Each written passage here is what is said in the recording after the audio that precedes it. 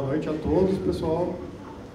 Por meio do Programa Profissional em Tecnologia de Materiais e Processos Industriais, agradecemos a presença de todos aqui nesse 13º Seminário de Materiais da Universidade Fevale. Este evento, busca a interação da pesquisa com os cursos de graduação, bem como com as empresas da região, do Vale dos Sinos e comunidade em geral. Dessa forma, evidencia-se a importância socioambiental e tecnológica da pesquisa consciente na área de materiais. A primeira palestra de hoje tem como tema Cátedras, a conexão entre as empresas e as instituições de pesquisa, que será apresentada, conduzida pelo engenheiro Luciano Oliveira da Vale. Luciano, a palavra aí. Boa noite, pessoal. Tudo bem? É uma enorme satisfação estar com vocês aqui hoje, para a gente conversar um pouquinho sobre cátedra. Alguns conhecem, outros não, então acho que vai ser um momento legal, A parte técnica eu vou deixar o professor Otávio em seguida. Nós vamos falar aqui então, do que é cátedra, a experiência nossa com essas cátedras.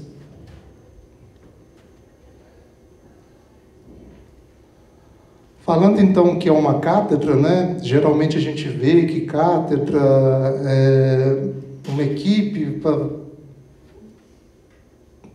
que é formada para um determinado estudo de determinado assunto, tem aquela questão de catedráticos, mas no nosso caso aqui a cátedra está um pouquinho diferente. Normalmente a cátedra é um acordo de cooperação, entre uma empresa e uma instituição de ensino e pesquisa, o compromisso de desenvolver ações conjuntas, da empresa e essa instituição.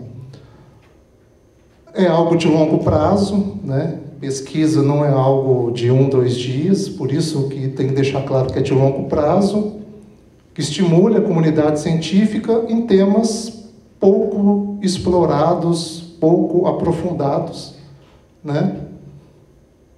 no nosso caso aqui no Brasil, mas tem grande importância, consideração científica e tecnológica. E isso vocês vão ver mais adiante, que isso amplia, aprofunda o conhecimento, do que essa cátedra vai estudar. A partir desse acordo de cooperação entre uma ou várias empresas com uma ou várias instituições, se forma o colegiado da cátedra. E aí vocês vão ver também que a cátedra começa com uma instituição, mas no desenrolar, no desenvolver, começam a agregar várias outras instituições, parceiras. E para isso, esse colegiado da cátedra, que tem um representante de cada participante, de cada instituição ou empresa, aprova essa entrada de uma nova instituição ou de uma nova empresa. E aí tem esse termo de adesão dessa nova instituição à cátedra e ao acordo de cooperação. Geralmente essas cátedras, elas no início tem todo não deixa de ser um contrato, é um contrato que tem suas regras próprias, tem as suas, é diferente de uma fundação de amparo à pesquisa, de um CNPq, ela tem as suas regras próprias do que faz parte, do que pode ser investido. Tem toda uma regra de um contrato, as contrapartidas e tudo mais. Então, é algo também importante a se falar aqui, que tem que ter essas regras, normas ou procedimentos muito bem claros e definidos. Os principais objetivos de uma cátedra, vocês estão percebendo que a gente fala de uma cátedra de uma forma geral, pesquisa e desenvolvimento tecnológico, claro, esse é um dos principais objetivos, aumento e difusão do conhecimento, por isso que se estuda. Capacitação de pessoas é algo que de forma, eu falo até que é uma consequência, essa capacitação de pessoas. A partir do momento que você aprofunda em pesquisa, desenvolvimento e tem como objetivo também difundir, automaticamente você acaba capacitando as pessoas. E tudo isso, o resultado dessas pesquisas, o resultado que essas cátedras trazem, dá um suporte, dá subsídio às empresas nas decisões e nas mudanças tecnológicas, né? Eu vou mudar um processo, eu vou fazer algo de diferente. Então, vários estudos da cátedra trazem informações para que a diretoria da empresa consiga tomar melhor as decisões, ter um embasamento para melhor tomada de decisão. E quebra de paradigmas, né? A gente vive tantos paradigmas. Hoje de manhã, numa reunião de trabalho, a gente faz algo há 50 anos dessa forma, o nosso concorrente australiano consegue fazer algo mais rápido, mais simples. Por que ele consegue e a gente não? A quebra de paradigmas, né?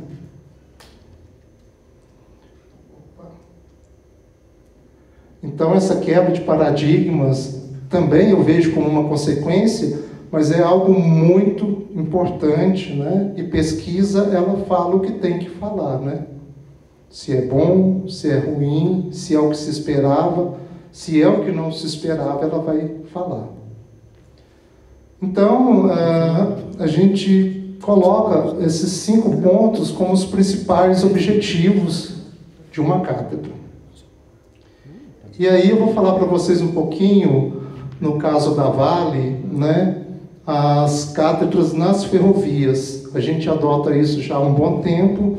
Então, tem cátedras no porto, na mineração e na ferrovia, tá? Eu vou falar com vocês das cátedras de ferrovia. Na ferrovia, a gente tem 3 cátedras, uma chamada cátedras de vagões, roda-trilho e a underrail.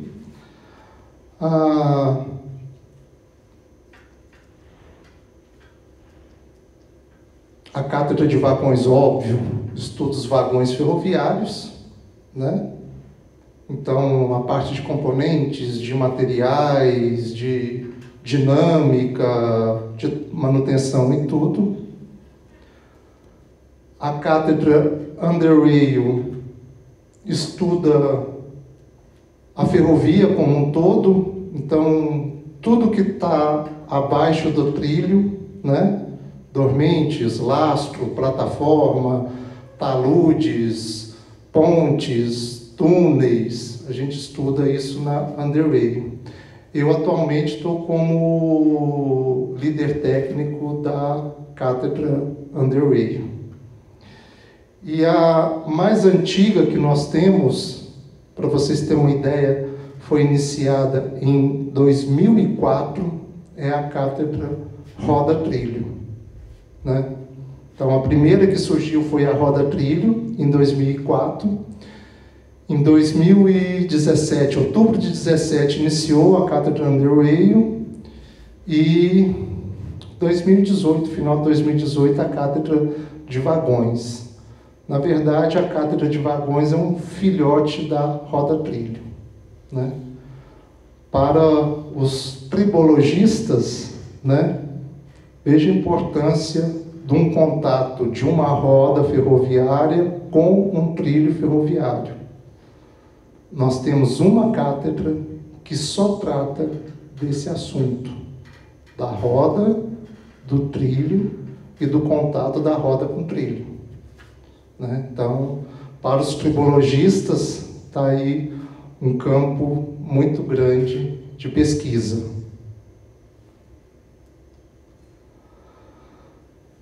Falando da Underrail, algo que é importante você ter numa cátedra são os temas de pesquisa. Você não pode sair pesquisando tudo de qualquer maneira, precisa ter uma certa organização, você precisa ter os temas de pesquisa bem definidos. No caso da Underrail, nós temos 5 temas de pesquisa. Riscos geotécnicos, então estuda a parte de geotecnia, dos cortes, dos aterros, das plataformas. Integridade estrutural, estuda aí para o pessoal de construção, de engenharia civil, né? E mecânica também. Estuda pontes, túneis, viadutos, né? Toda essa parte estrutural. Pavimento ferroviário, né? É algo singular também numa ferrovia, é algo que também demanda muito estudo, né? Então, temos um tema, pavimento ferroviário. Linha férrea, nesse item linha férrea, né? Mas não é a mesma coisa do pavimento? O pavimento a gente estuda a plataforma, a ferrovia propriamente dita. Em linha férrea, a gente estuda o comportamento dessa ferrovia na hora que passa um trem, né? Quando passa uma locomotiva com vagões, como que essa ferrovia se comporta, como que esse pavimento. Então, é algo mais dinâmico, esse tema de pesquisa. E, por último, materiais de via permanente. Então, nesse tópico, materiais de via permanente, nós estudamos o material propriamente dito, né? Então, eu vou estudar o grampo ferroviário, eu vou estudar o dormente de concreto, né? Eu vou estudar o material propriamente dito. Assim como a Underrail, as outras 2 cátedras, eles têm os seus temas de pesquisa, tá? Eu não trouxe aqui para não estender muito, mas eles têm os seus temas de pesquisa. Existe uma correlação entre eles, existe uma interação, mas a interação maior está no tema propriamente dito, tá? Atualmente, na Underrail, nós temos 19 projetos em andamento, tá?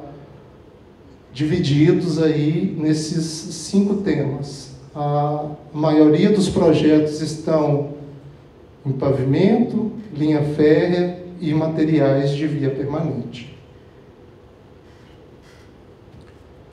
Aí agora nós vamos falar dos parceiros, né? Como a gente viu no início, precisa de uma empresa e uma instituição para iniciar essa cátedra. Na época, foi visto, né, dado toda uma circunstância de que a USP seria essa nossa primeira parceira na cátedra Underrail. Mas tão logo fez, em menos de 2, 3 meses, a gente já começou a trazer as demais instituições parceiras, né? Já tinha todo um alinhamento, já tinha toda uma pesquisa. E o que a gente procura? A gente procura instituições de ensino e pesquisa que tenha o know-how, que esteja à frente naquilo que são os desafios que a gente tem na cátedra, né? Então, a primeira foi a USP, foi o Departamento de Pavimento, né? Como era um dos temas, pavimento ferroviário. Então, a primeira parceria foi com a USP. A partir daí, começou o termo de adesão, a formar o colegiado, a entrar as demais instituições. O Instituto Tecnológico Vale foi o primeiro, em seguida a Unicamp, a Universidade Federal de Ouro Preto, a FEVALE, foi a 4ª instituição a fazer parte da cátedra. Em seguida, o Instituto Federal do Espírito Santo, a Federal de Uberlândia, a Universidade Federal de Itajubá, campus Itabira, e, por último, a Universidade Federal da Bahia. Vejam que está bem diversificado, né? Nós temos aí instituições aí praticamente espalhadas pelo Brasil. Então, hoje, na Cátedra Underway, são todas essas instituições que fazem parte, que têm projetos hoje de pesquisa e desenvolvimento em andamento. Como eu disse a vocês, tem um colegiado, esse colegiado se reúne 1, 2 vezes por ano, depende da regra, a regra que nós definimos junto seria 2 reuniões do colegiado por ano, dentre vários outros assuntos que é tratado também a entrada, a permanência e a saída de instituições. Então, o colegiado se reúne e aprova ou não a entrada de uma instituição. Falando no caso da Fevale, por exemplo, a USP, o ITV, o Unicamp e a UFOP, que já fazia parte, juntamente com nós, da Vale, decidimos, né, na reunião do colegiado, que sim, a Fevale poderia fazer parte da cátedra. E logo em seguida, as instituições, junto com a Fevale, também, né, decidiram pela entrada da Federal do Espírito Santo e por aí vai. Atualmente nós temos algumas instituições que foram aprovadas, mas que está em processo do termo de adesão, né? Tem toda uma parte burocrática, uma parte administrativa que tem que ser tratada. Cada instituição tem a sua velocidade. Mas quem hoje está aprovado no colegial da Cátedra, Instituto Militar de Engenharia, a Universidade Federal do Pará, a Universidade de Brasília, a Universidade de Birmingham, o LENEC de Portugal e a Universidade de Illinois.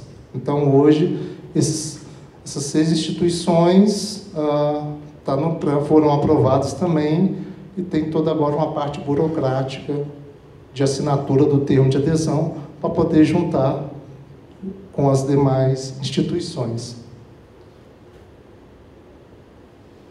Como o nosso tema é a conexão, né, entre as empresas e as instituições de ensino e pesquisa, nós vamos deixar bem claro isso, né? Então, a gente tem uma cátedra, né, que tem todos aqueles objetivos que nós vimos, desenvolvimento, tecnologia, conhecimento e tudo mais. A partir daí, como a gente já viu, se faz uma conexão entre empresas e instituições de ensino e pesquisa.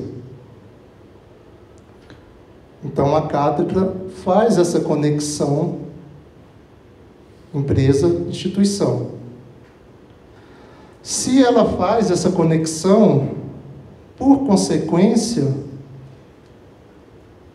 ela faz a conexão dos pesquisadores, dos professores, de todo essas pessoas que fazem parte de uma instituição de pesquisa.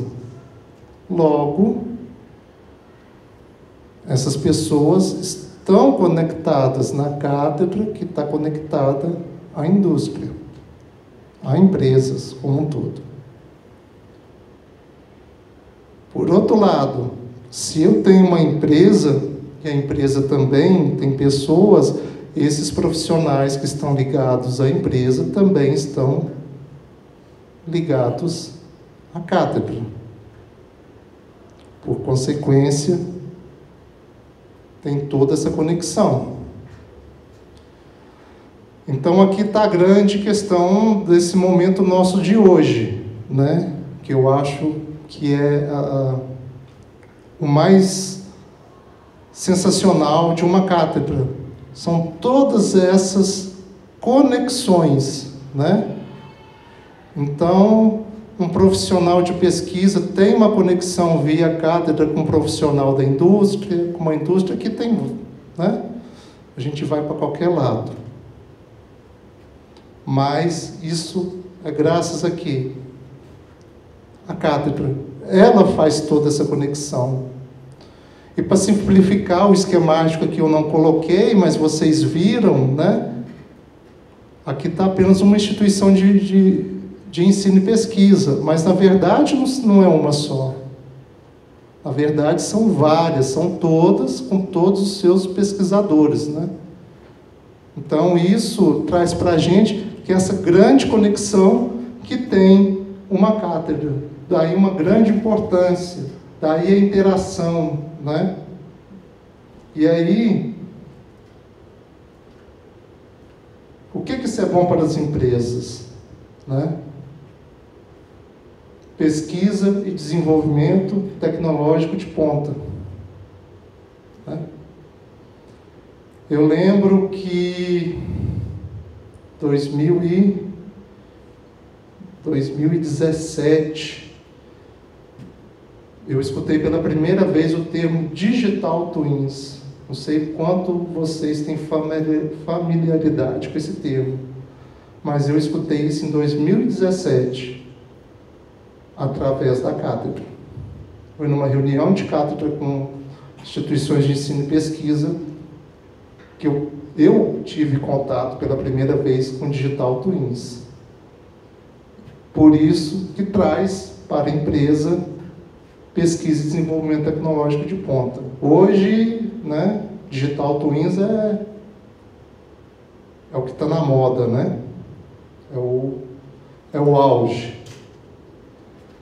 Inovação.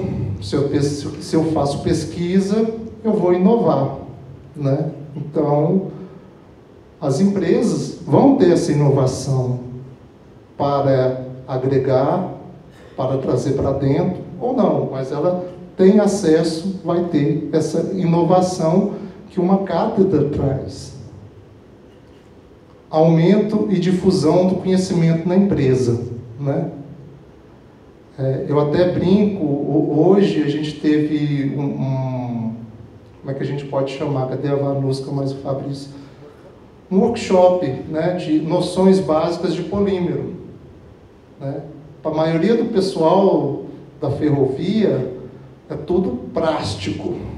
A partir de hoje, não mais, né? Então, hoje teve um workshop de noções básicas. Então, engenheiros, técnicos, inspetores, gestores tiveram esse treinamento, tiveram o quê? Difusão do conhecimento, né? Quem que proporcionou isso? A cátedra. Capacitação de empregados, né? A gente vai ver isso mais para frente, mas se eu trago, tem várias formas de trazer o conhecimento para dentro da empresa. E uma delas tem essa parte de capacitação de empregados, né? Que eu vou deixar para comentar mais para frente. Suporte nas decisões e mudanças tecnológicas. Vocês lembram lá dos objetivos? Então está aqui. A cátedra vai tomar decisão para a empresa? Não, a cátedra não vai tomar. Mas ela vai trazer informações, vai trazer conhecimento para que os gestores da empresa tenham subsídios para tomada de decisão, para mudança de processo, para a escolha entre um material e outro, entre uma tecnologia e outra, entre aplicar ou não uma inovação. E retorno do investimento em pesquisa e desenvolvimento, né? Geralmente, uma cátedra é tida numa empresa como pesquisa e desenvolvimento, tá? Mas que retorno é esse? A gente procura um retorno mínimo de 1 para 20 a 1 para 50.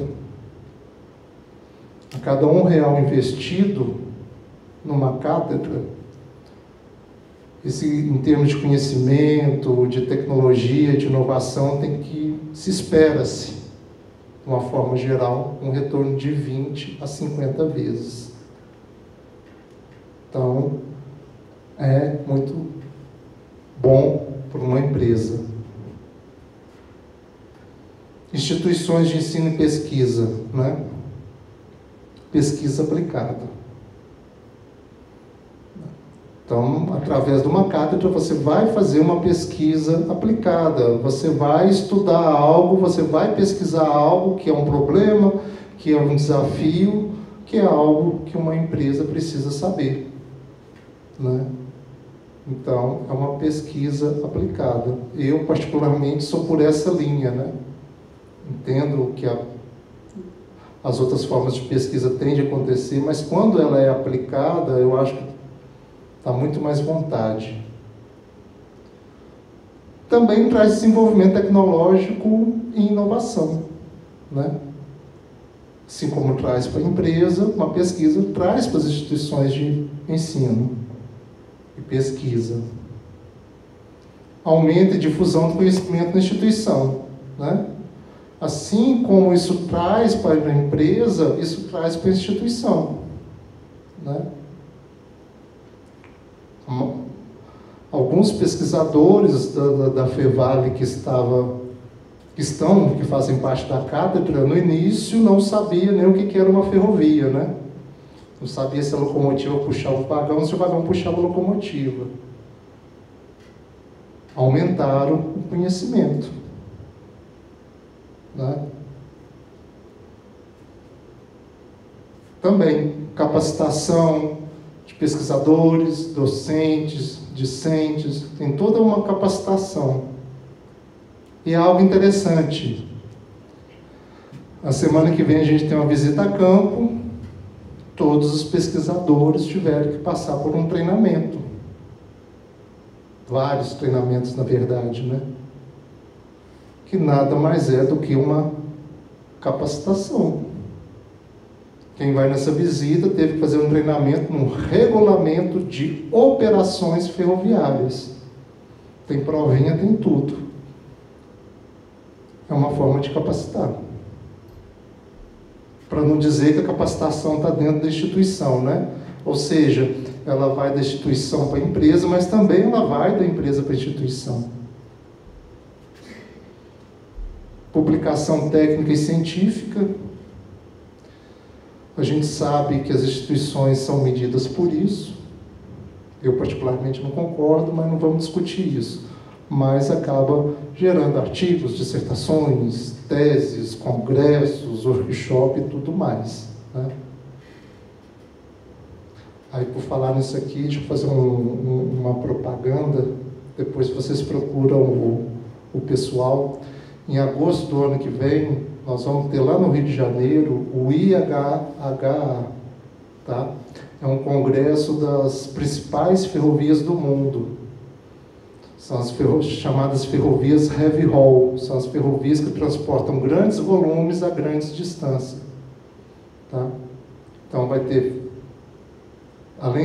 no Brasil temos três ferrovias que fazem parte desse grupo, mas por ser no Brasil, todas as ferrovias do Brasil vão participar, ferrovias da Europa, dos Estados Unidos, do Canadá, da Noruega, da África do Sul, China, Índia, e a depender do que desdobrar da regra, da guerra, talvez a presença da Rússia também, tá? Então, quem puder participar, os professores têm aí o folder, eu acho que é algo muito interessante, uma troca de conhecimento, tá?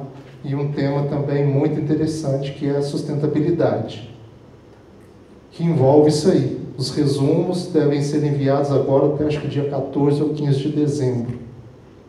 Então, é algo interessante. Quem quiser conhecer, dá uma olhada, eu acho que vale a pena. É um evento em torno de 600 a 800 pessoas. Uma semana de evento.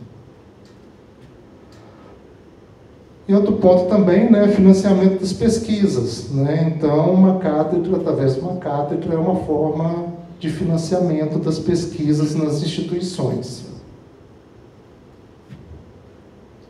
Falando agora, né, para os profissionais e pesquisadores. Porque eu coloquei junto, né? Não coloquei separado. Porque pode ser a mesma pessoa. Uma cátedra pode ter um profissional da empresa que está estudando um tema da cátedra, fazendo um mestrado, um doutorado na instituição. Isso, para mim, é um suprassumo, para todos. É o ganha, ganha, ganha. Ganha a instituição, ganha o aluno / profissional, ganha a empresa.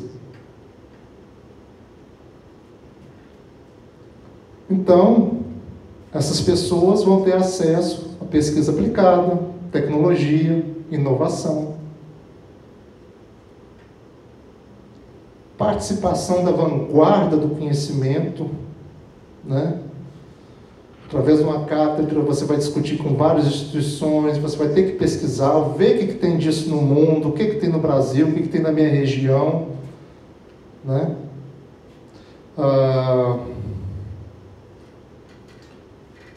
Não está aqui, porque não é uma parceria via cátedra, mas tem 2 doutorandos da Universidade Federal de Uberlândia fazendo,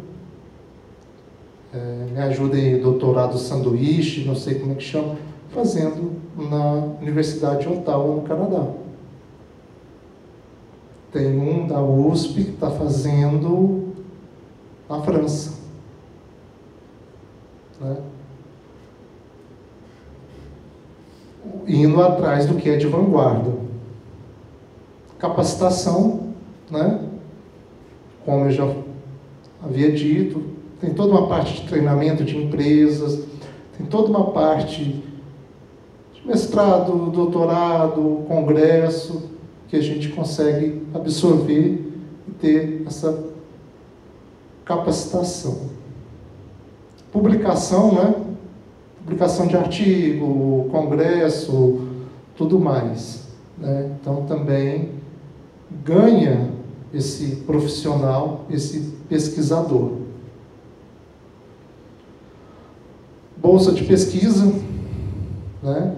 Então esses contratos, esses convênios, esses projetos, eles envolvem bolsas de pesquisa. Opa!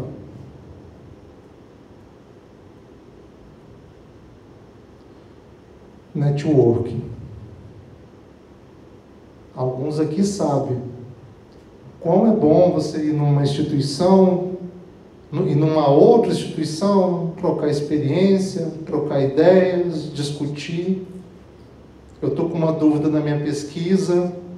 Quem aqui? Que outra instituição da cátedra que pode me ajudar? Ah, essa aqui. Deixa eu ligar lá para o professor tal. Deixa eu ligar lá para o pesquisador tal. Aqui, estou tendo essa dificuldade, o que você acha? É, não é? Né? Também eu acho fantástico. Abre portas, né, esse networking. Ah, eu fiz parte da cátedra. Ah, que legal, então você conhece, você já sabe esse assunto. É uma das facilidades para um mestrado, um doutorado, um pós-doutorado, algo assim. Vou trazer um caso de sucesso para vocês aqui, da cátedra, bem rápido, tá? Esse é um conjunto de fixação, que a gente chama, de um dormente de concreto. Então, esse conjunto de fixação, óbvio, né? Ele fixa o dormente, o trilho ferroviário nesse dormente.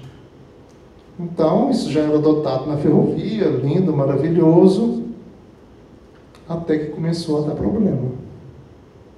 E aí? Começou a dar problema, chama a cátedra, né? Cadê o pessoal da cátedra? Na época, houve os estudos e, para ser mais rápido, tá?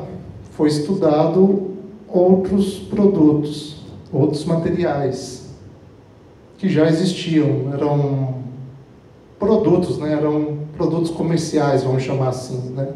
Não foi nenhum desenvolvimento, mas a gente tinha dúvidas, vocês vão ver o porquê. Após esse estudo da cátedra, se tomou uma decisão em alterar essa palmilha. Veja que aqui há todo um um material, uma geometria, né? Tem essas bolinhas, e aqui ela já é toda lisa. Então teve um estudo para essa tomada de decisão. Aí agora. E o que é legal? Você usa laboratório, pesquisa de campo, tá? Aí é um ensaio dinâmico feito num laboratório. Aí mostramos como que trabalha, né? Então é feito todos os ensaios laboratoriais, levanta parâmetros, faz todo esse estudo, mas a gente não fica satisfeito. Agora vamos para campo validar, vamos para campo ver se isso que está no laboratório está correto.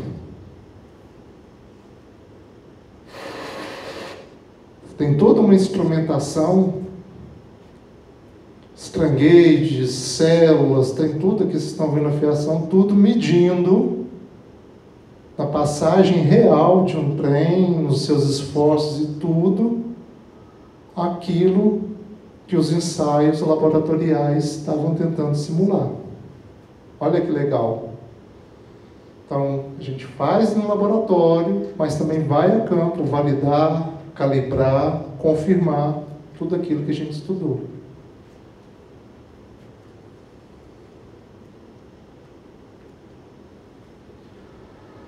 A primeira palmilha que a gente utilizava era uma palmilha rígida. E essa que a gente estudou, a gente chama de palmilha resiliente. Então, para uma tomada de decisão, a gente considerou um período de 15 anos. Então, uma palmilha rígida, uma resiliente, a gente estudou ela no período de 15 anos. Durante 15 anos, numa ferrovia, a ferrovia gasta um dinheiro para comprar o material e cinco dinheiro de serviço. Isso a cada 5 anos. Ou seja, no período de 15 anos, eu gasto todo esse dinheiro com material e serviço nessa palmilha. Todo o estudo da cátedra subsidiou a tomada de decisão para essa palmilha resiliente. Ela custa mais. Olha que interessante. Pô, então a cátedra tomou a decisão de comprar um material mais caro do que eu comprava antes? Sim. Mas em compensação, ela dura 15 anos. Eu só gasto um serviço. No final das contas, o que sai mais barato? A resiliente, né? Eu comprando um material mais caro, no final, globalmente dizendo, ele sai mais barato, porque eu diminuo o serviço. Ele dura 3 vezes mais do que eu utilizava antes. Eu paro a ferrovia 3 vezes para trocar a palmilha rígida. Eu paro uma vez só para trocar a resiliente. Então, esse é um estudo que a cátedra suportou. Lembra que eu falei que era para suportar tecnicamente?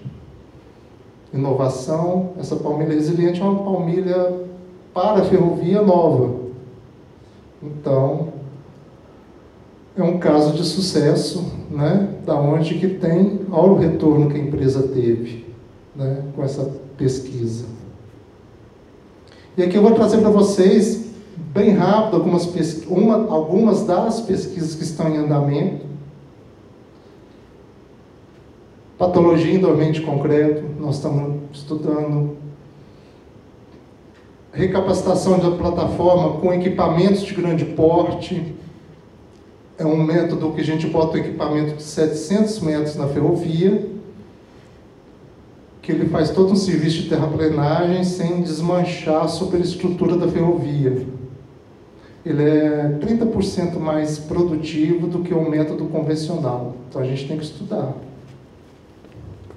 Inspeção de laço com GPR, né? Quem já ouviu falar do GPR, que é aquilo que você passa em cima do solo, ver o que está dentro do solo, tubulação e tudo mais, estudamos também. Inspeção e monitoramento de fundações de pontes, né? Como que eu estudo uma fundação da ponte que está debaixo d'água? Aí é uma forma também de estudar. Pontes, né? Eu estudei fundação, também tem que estudar ponte. Digital Twins em túneis ferroviários. Esse aqui eu tenho orgulho, porque em túneis ferroviários, a cátedra Underrail está junto das demais instituições que estão estudando Digital Twins em túneis ferroviários no mundo. Lembra quando eu falei que era de ponta? Então, é um dos exemplos que nós estamos de ponta. Polímeros em fixação ferroviária. Esse é o projeto, um dos que a gente está aqui com a Fevale. Estudo sobre grampo, fast clip, né? A parte metálica desse grampo, o ITV está estudando, e a parte de polímeros, né? Vocês veem que é o mesmo grampo, com uma parte de polímero na ponta. A Fevale estuda a parte polímero e o ITV o grampo, a parte metálica. Lembra quando eu falei que tinha instituições trocando conhecimento, né? O pessoal aí, Fevale, ITV, vira e mexe, faz algumas reuniões de alinhamento, de troca de conhecimento e informação. E aqui, né, também, outro da Fevale, né, que foi está nos finalmente, mas é um gabarito que foi desenvolvido aqui na Fevale para poder medir uma abrasão no dormente, né? A ideia era ter algo rápido, expedito, para poder medir qualitativamente, né, essa abrasão. Tem todo um estudo de ergonomia, né, porque senão a pessoa tem que abaixar, então teve todo um estudo de ergonomia. Tem outras facilidades, né, que não está aqui, está na versão mais atualizada, que é você contar quantos tem abrasão leve, média, severa, tem um contador para cada um delas no gabarito, é algo bem interessante também. O pessoal da ferrovia, os inspetores, né, que antigamente era só no olho, adoraram isso aí, né?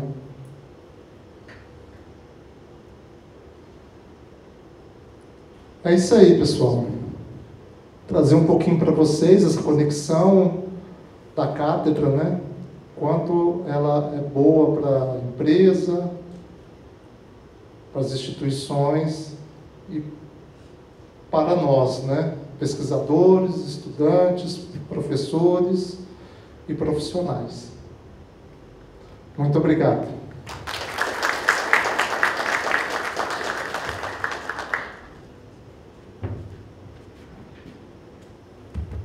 Pessoal, a gente tem alguns minutos ainda antes do coffee break.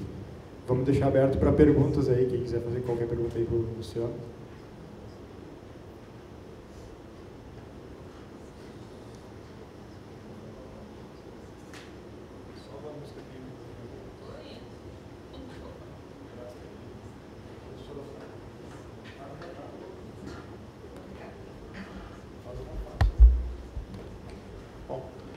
Boa noite, Luciano. Muito obrigado por sua explanação, foi muito interessante para mim assistir. Como qualquer instituição de ensino, ela tem uma missão fundamental, que é a formação dos estudantes, e, como comentasse, a universidade tem um ganho por estar colocando esses estudantes num treinamento prático, digamos assim, né? Assim como a empresa também tem, porque existe uma troca. Eu gostaria de saber como é a política, por exemplo, como a empresa vê, né, como essa política para, por exemplo, futuras contratações de estudantes ou pessoas que passaram por um processo formativo tão específico como uma cátedra. Ainda está um pouco tímido a gente esperaria mais. Mas toda pessoa que terminou um mestrado, terminou um doutorado, que tiver interesse, vai ter oportunidade, sim, de trabalhar na ferrovia. A gente tem alguns casos, tá, de pessoas que até o último ele nem terminou o doutorado dele. Faltando uns 4 meses, teve todo um alinhamento para ele, né, não vou falar abandonar, mas para que ele pudesse terminar o doutorado e mesmo assim não perdesse essa oportunidade de trabalhar numa empresa de ferrovia que está aqui no Rio Grande do Sul, que é a Rumo, tá?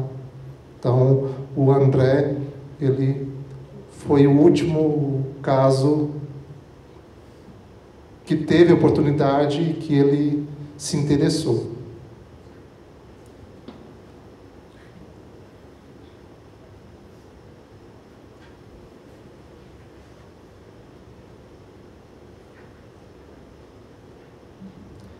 Boa noite, Luciano. Obrigado pelas informações. É uma questão de dúvida, curiosidade, né?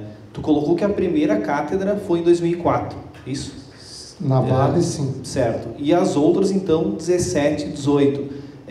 Qual foi a diferença na hora de propor a cátedra ou o que essas cátedras mais atuais são melhores do que as outras? O que vocês aprenderam ao longo daquele período, se é que houve diferença de uma para outra?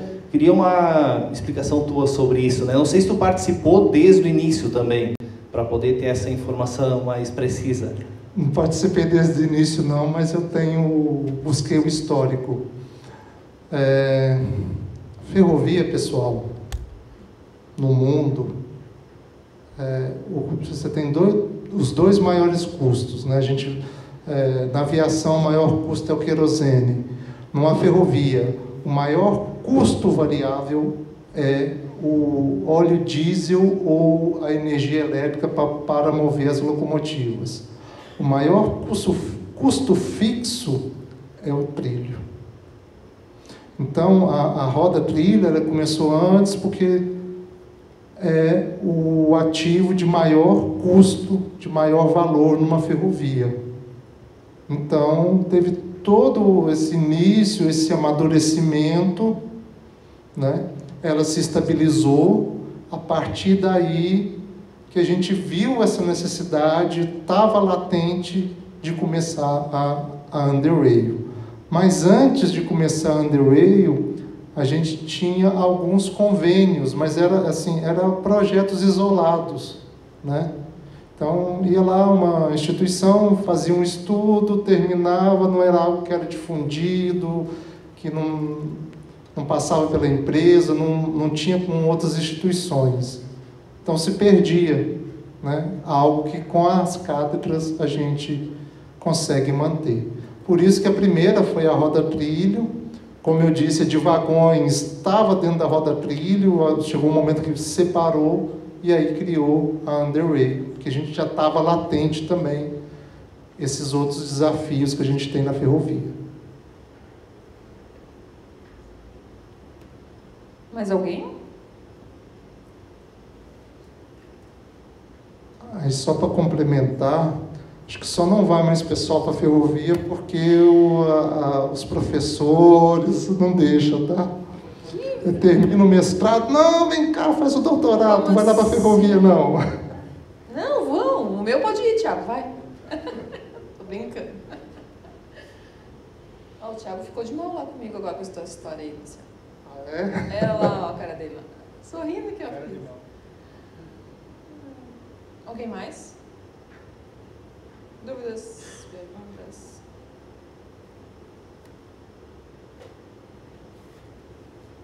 Mais uma vez, obrigado, pessoal. Tá aí o meu contato, se alguém depois quiser alguma informação, algo, fique à vontade, tá bom? Obrigado.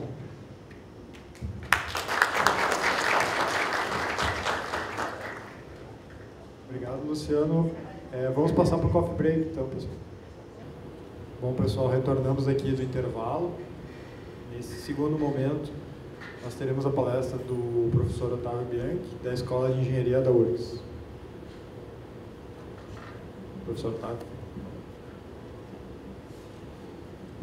Então, boa noite a todos. Em primeiro lugar, eu gostaria de agradecer à Universidade Fevale pelo convite, na pessoa do professor Fabrício. E o que eu venho conversar hoje um pouco com vocês é trazer algo sobre os principais desafios na área de materiais. E eu vou iniciar com uma reflexão, um pouco sobre uma reflexão temporal, sobre aonde a gente está, quais foram os períodos que a gente passou em relação aos materiais, e depois vou mostrar para vocês alguns casos, algumas questões que estão bem, digamos, pontuais hoje no mundo. Depois vou trazer também um exemplo de trabalho que eu participei. E no final da apresentação, eu pediria a vocês que, se puderem suportar todo o período de apresentação, que vocês assistam. Tem um vídeo, eu não traduzi ele, mas eu posso explicar para vocês.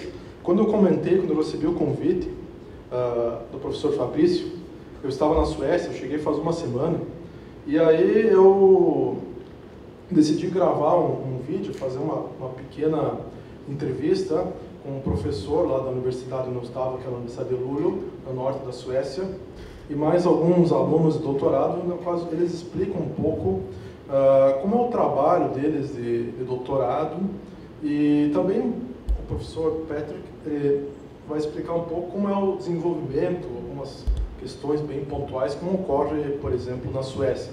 Tem algumas questões bem distintas do nosso modelo no Brasil, mas é interessante a gente fazer o processo de reflexão. Ok, toda a nossa vida moderna, ela está baseada em materiais. A gente não tem como fugir desse aspecto. Aqui tem uma imagem de Porto Alegre, né? Toda a nossa vida moderna ela está baseada no desenvolvimento de materiais. A gente não pode fugir de nenhuma forma disso. Tá? Então, se a gente for pensar desde aplicações mais modernas, utilização de robôs, por exemplo, a utilização de robôs em linhas de manufatura, ou ainda roupas inteligentes, tudo está associado. Hoje a gente estava, agora aqui a poucos minutos, lanchando, a gente, de certo modo, a gente estava consumindo materiais. De certo modo, nós somos feitos em boa parte de materiais. Nós temos ossos, nós temos tecidos, nós temos polímeros, então são materiais, certo? São materiais biológicos. Então, desde automóveis do futuro, tudo isso passa por entendimento, sejam relações, sejam estruturas dos materiais, certo? Pois bem, os materiais, hoje na nossa vida, a gente encontra eles em vários lugares. Obviamente que alguns, de certo modo, são um pouco indigestos para nós, quando a gente olha e tem uma certa repulsa. Mas, se a gente for pensar um pouco, também são os materiais que vão nos beneficiar para encontrar as soluções para os problemas que a gente gerou, certo? Seja a contaminação de rios, seja a contaminação de solo. Então, tudo isso passa pelo desenvolvimento, passa pelo estudo, passa através do entendimento dos materiais.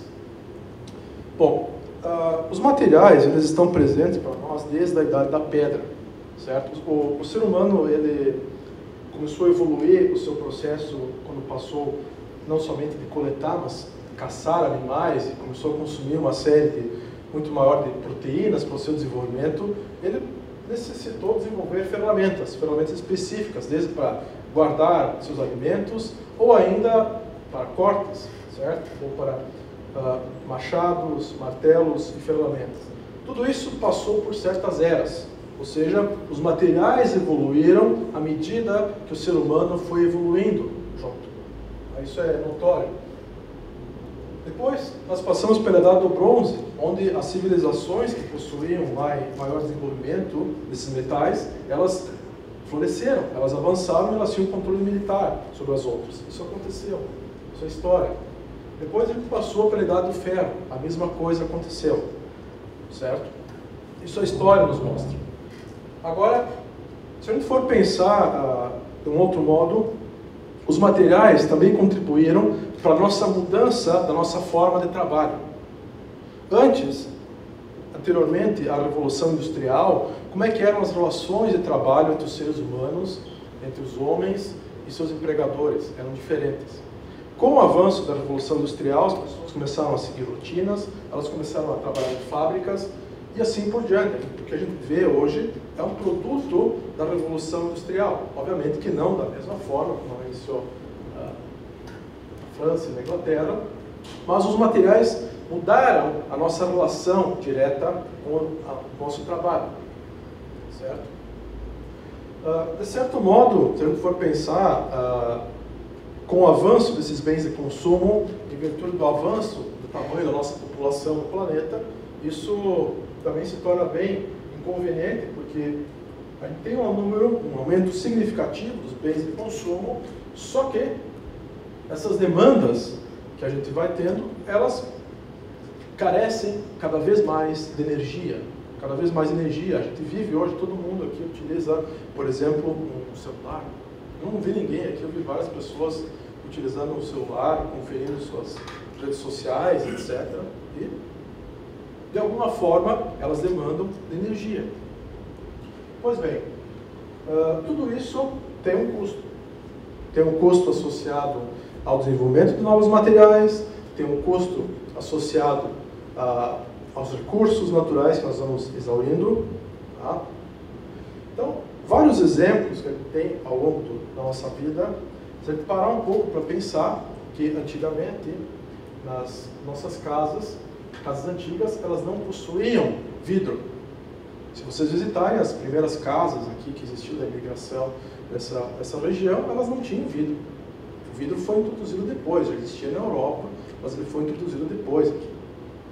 Então, o vidro, na verdade, o material, ele mudou a nossa relação como a gente vê o mundo. A gente consegue hoje olhar para fora e observar o que está acontecendo, mesmo num dia chuvoso.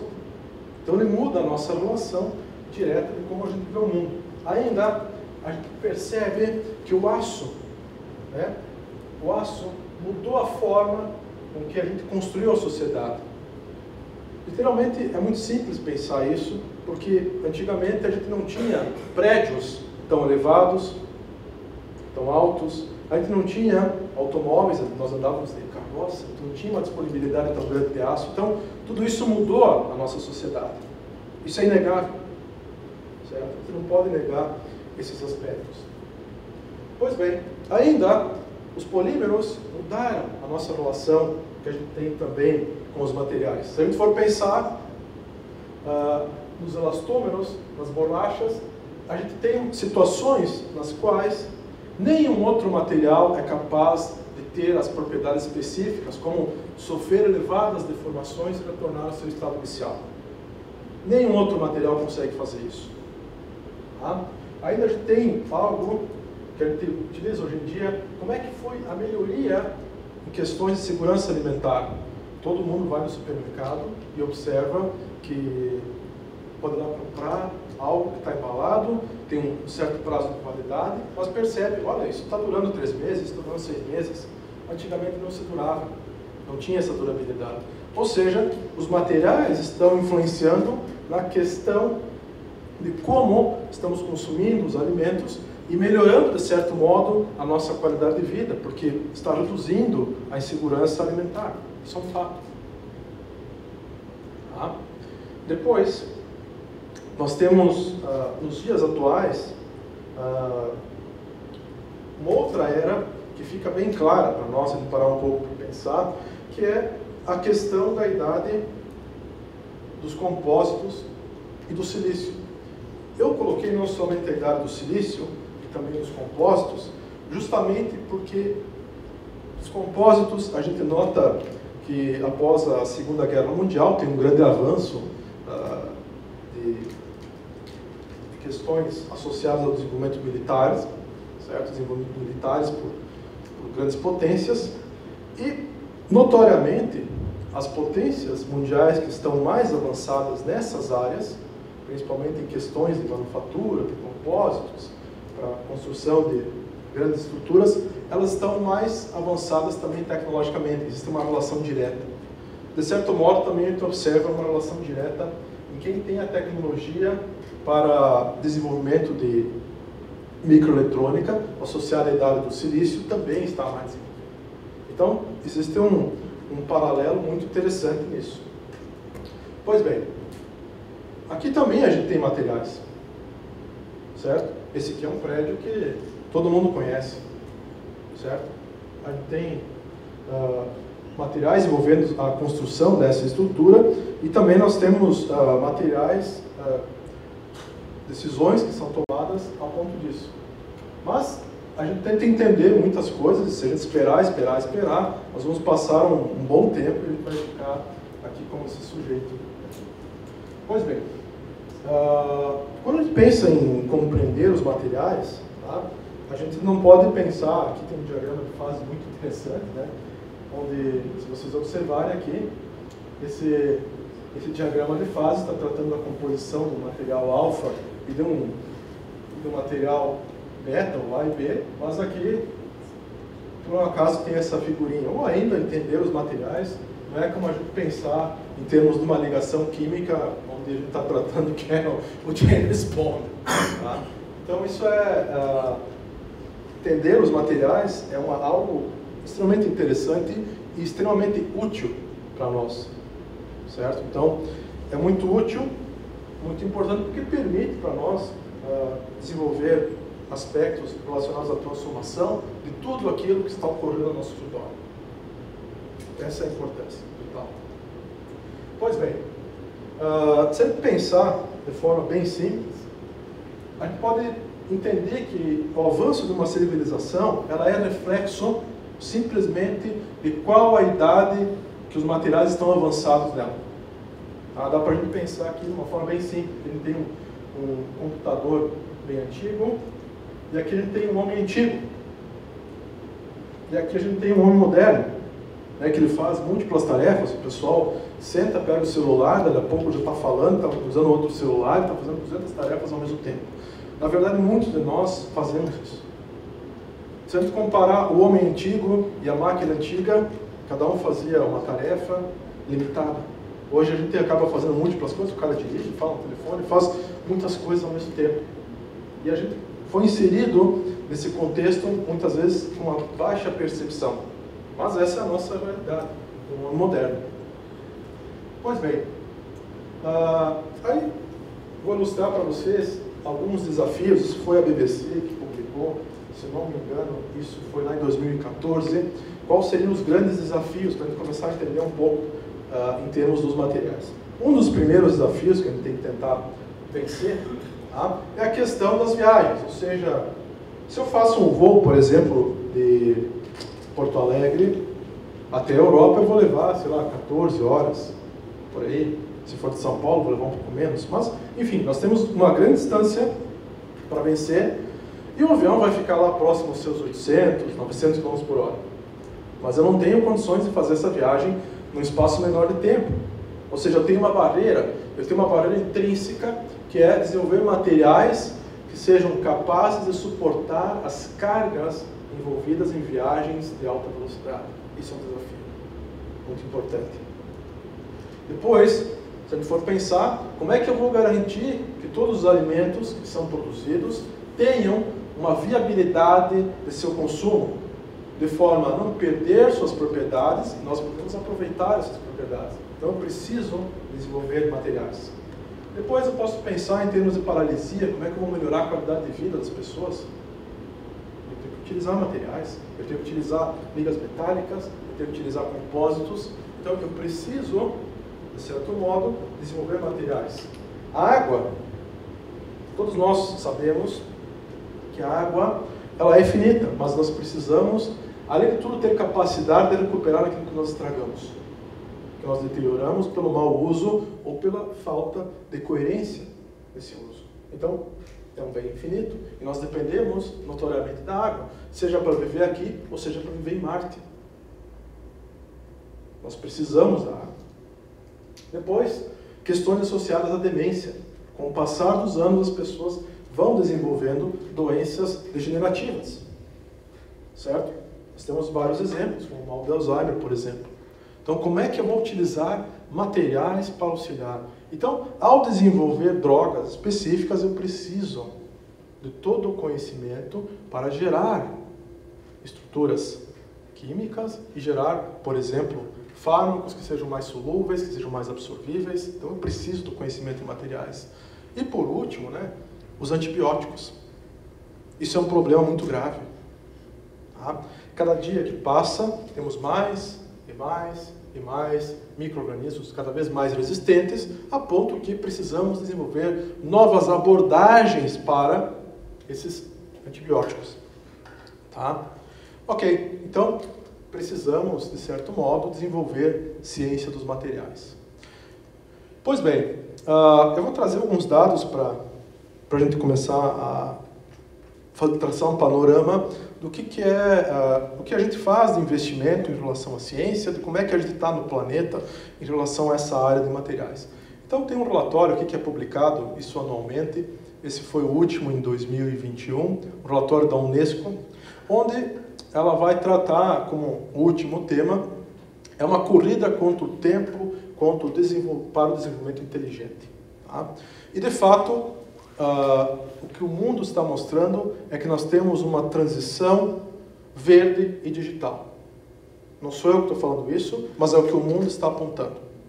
Vocês estão vendo várias transformações em empresas, falando que precisamos ser mais sustentáveis, precisamos cada vez estar mais digitalizados para estar mais conectados. Não sou eu que estou apontando isso, são as coisas acontecendo.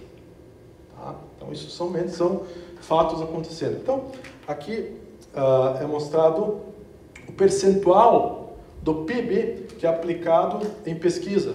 Tá? Isso está nesse relatório da Unesco.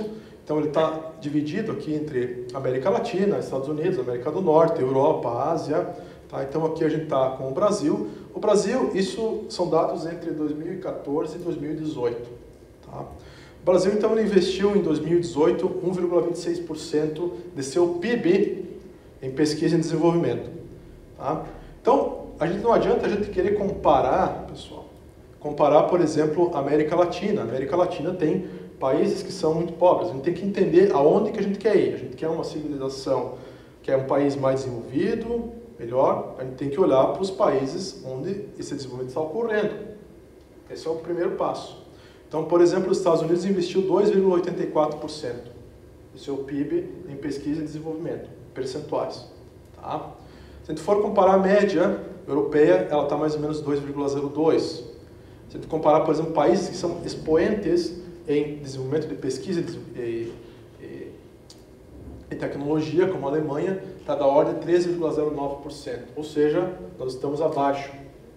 Estamos acima da média da América Latina, mas estamos abaixo de onde a gente tem que olhar, que são os países mais desenvolvidos.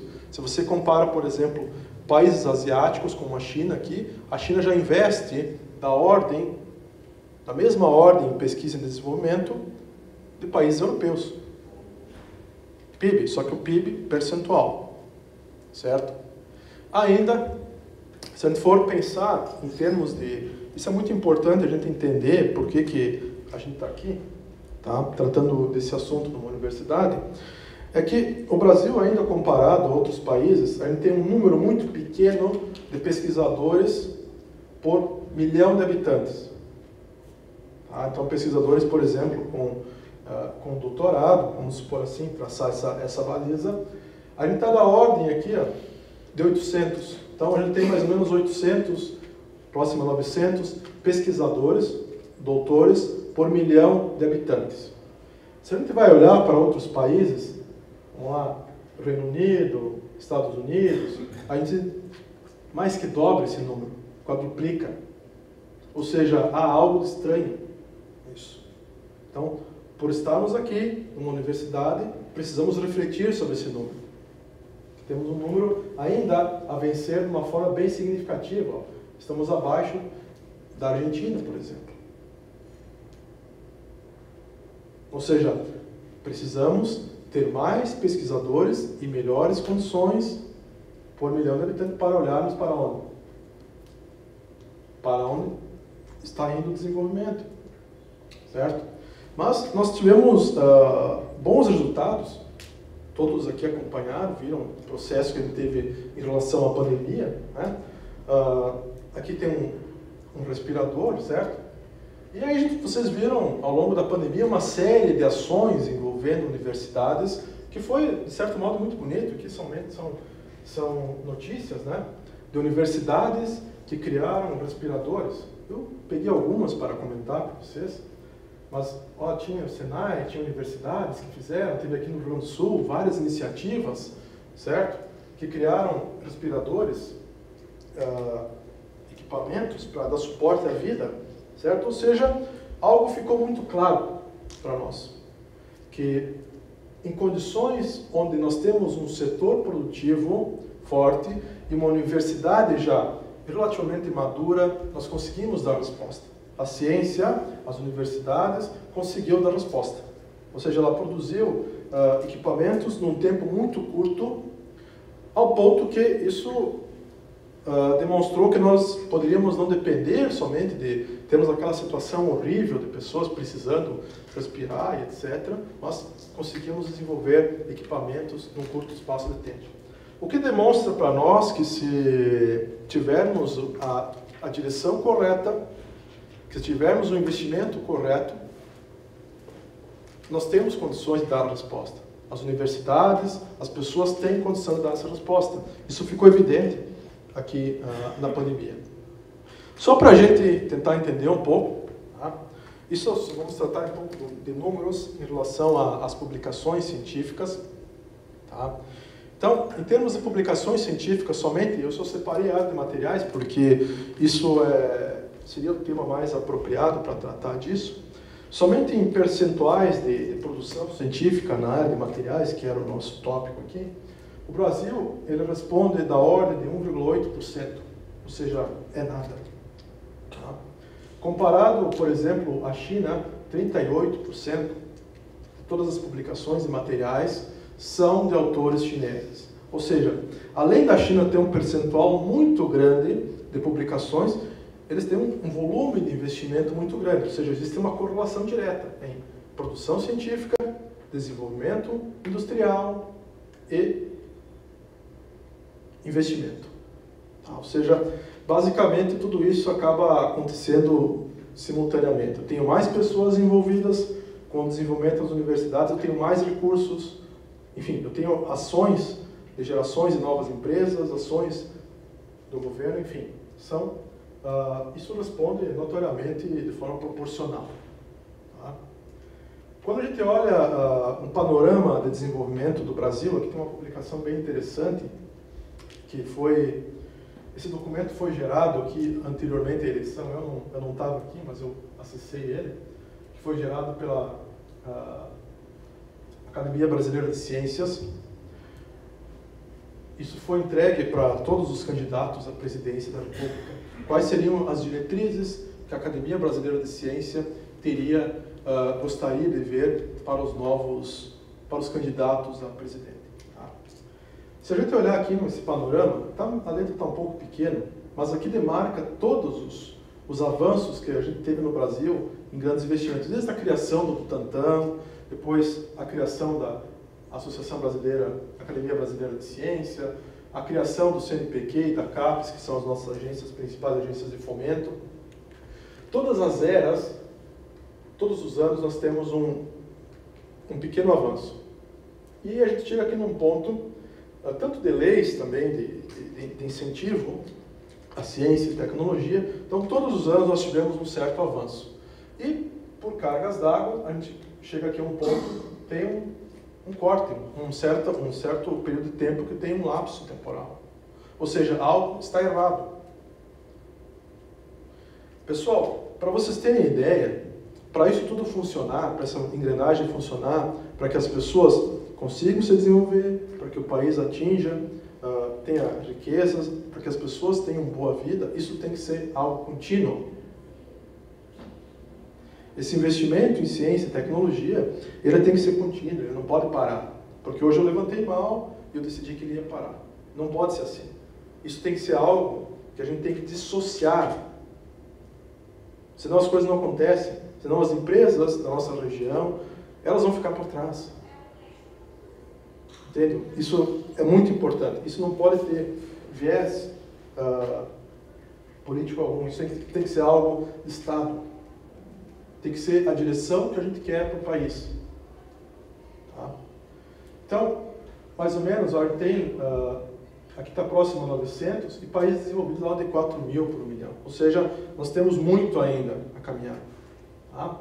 Então, só para vocês terem uma ideia, esse aqui é o número estimado de doutores que nós vamos formando ao longo dos anos. Tá? Então, aqui eu tenho mais ou menos, sendo formado separando, então, tanto temos de homens e mulheres. Hoje, na academia, as mulheres são a maioria, em processos formativos são a maioria, mas ainda há muitos pontos a gente melhorar nisso. Tá? Então, nós formamos, aqui tem da ordem, 2018, 22 mil doutores titulados em 2018. Isso parece um número gigantesco, mas não é nada. Se vocês lembrarem, nós temos uma população de mais de 200 milhões. Tá? Pode ser concentrado em certas regiões, Rio Grande do Sul, aqui na região metropolitana, mas o país é enorme. Tá? Bom, aí eu queria mostrar para vocês alguns desafios. Isso aqui é um artigo que foi publicado na CEL, onde 35 pesquisadores elegeram quais eram os principais desafios na área de materiais, tá? Desafios atuais. São só opiniões dos artigos, mas vocês vão ver que existe uma correlação bem interessante.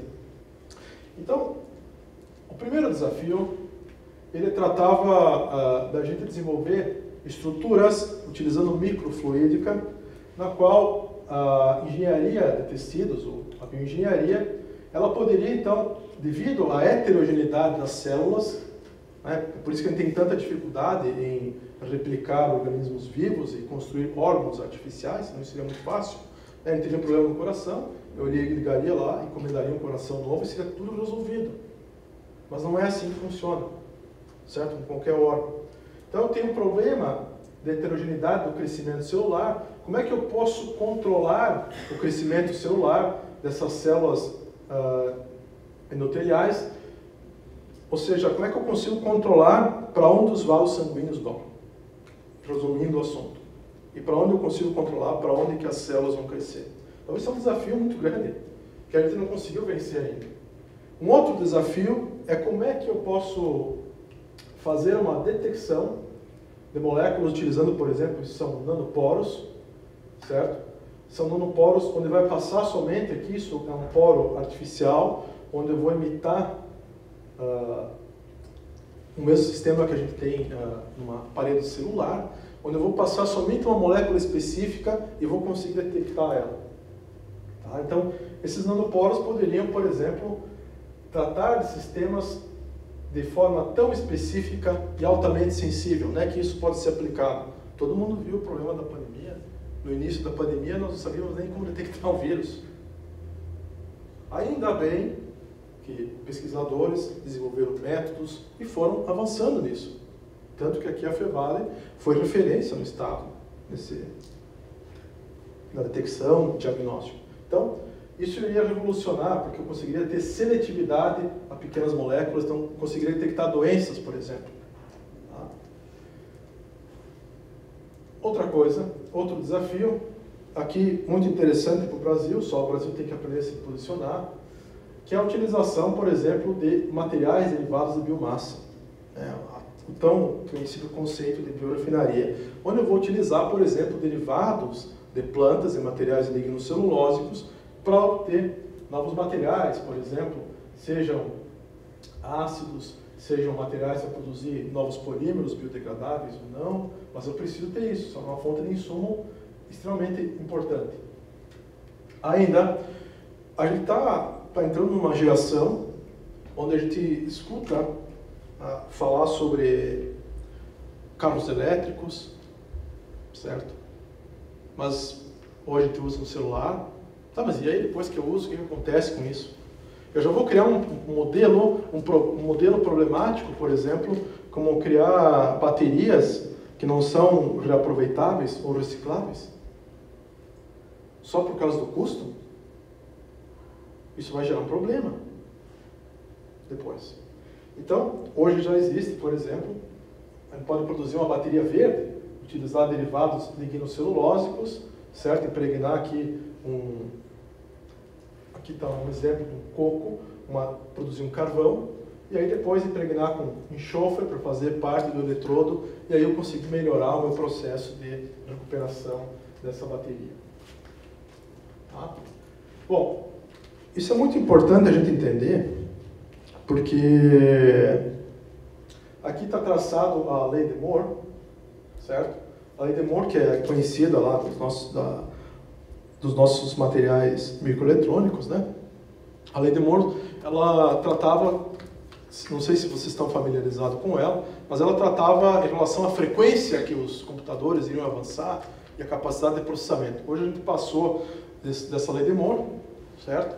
Mas a gente tem um novo paradigma, porque todo mundo está utilizando materiais, está utilizando dispositivos eletrônicos. Ou seja, todo mundo tem um celular, todo mundo tem uma série de eletrodomésticos em casa que antigamente não tinham. E as demandas de energia eram outras.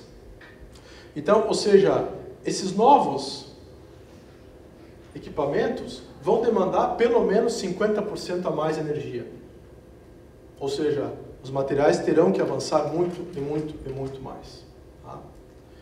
Pois bem, um quarto desafio é a questão da gente converter materiais como CO2, como oxigênio, como água, como nitrogênio em outros produtos, ou seja, desenvolver catalisadores capazes de desenvolver